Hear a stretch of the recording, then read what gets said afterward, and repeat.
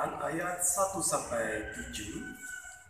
Waktu Yesus sedang lewat, ia melihat seorang yang buta sejak lahirnya.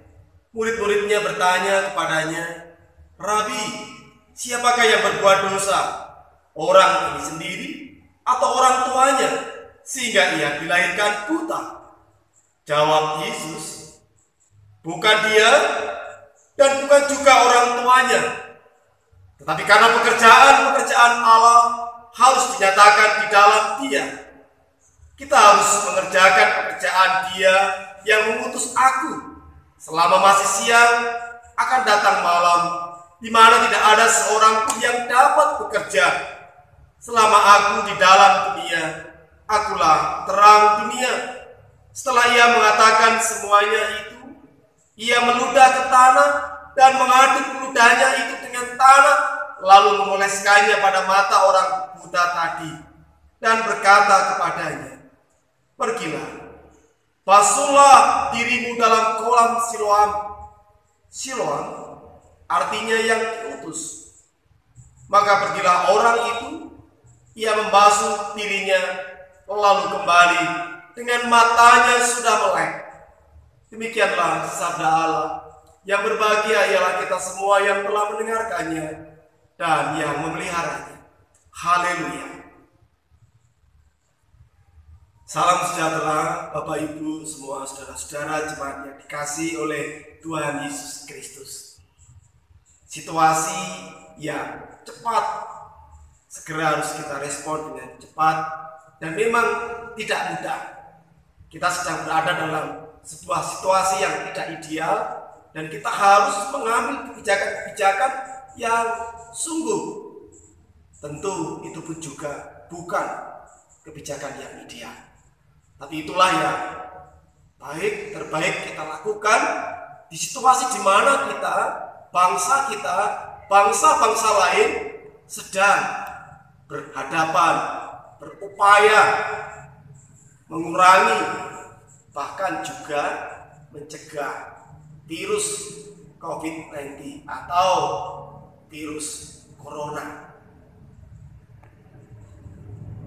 Kita mungkin punya pendapat yang berbeda. Seharusnya begini atau seharusnya begitu. Beberapa gereja di beberapa tempat pun juga mengalami hal yang sama. Bagaimana sebaiknya, bagaimana seharusnya. Tidak mudah. Tapi sekali lagi, mari kita berani untuk tidak mencoba mengambil sebuah penilaian salah dan benar atas apa yang sudah kita lakukan. Karena kondisi kita tidak ideal.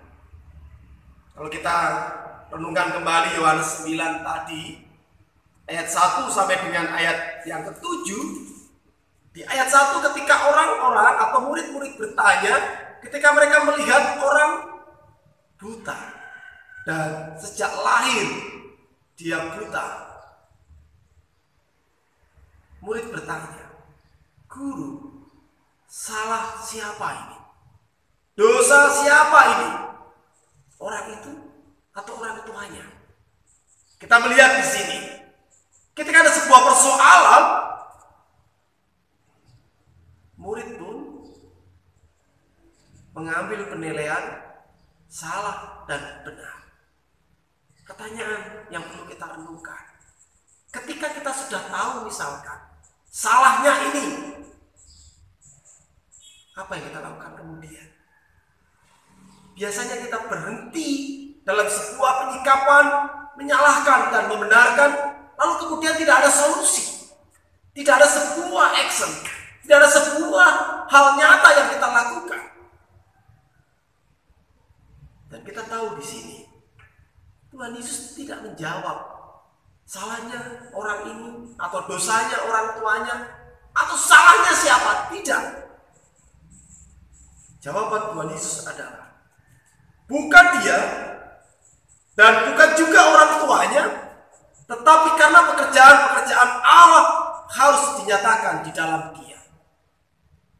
Jadi bukan masalah salah dan benar, tapi bagaimana kita memberi solusi di sebuah situasi sehingga akhirnya cinta kasih itu tetap dapat dirasakan.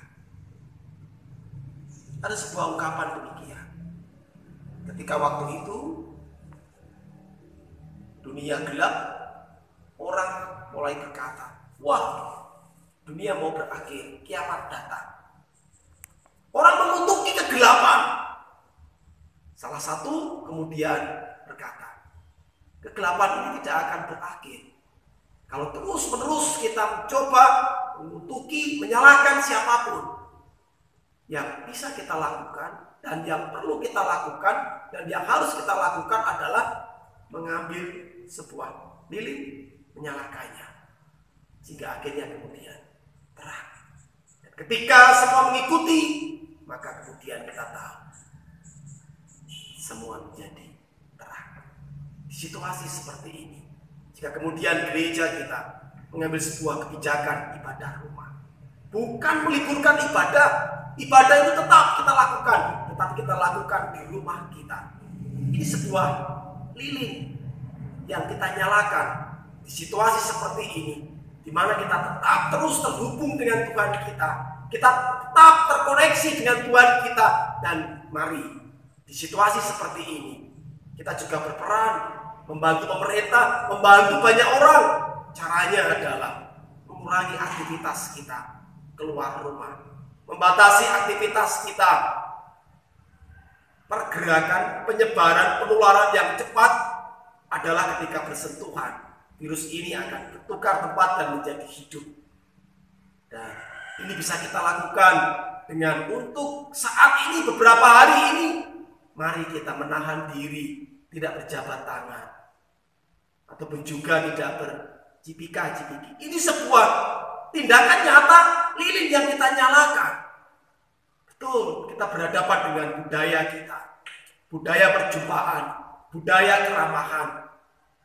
Di situasi seperti ini budaya itu tidak hilang, tetap kita ramah, tetap kita juga memberikan sebuah cinta kasih kita, sehingga akhirnya kita bisa bau-membau menghadapi ini.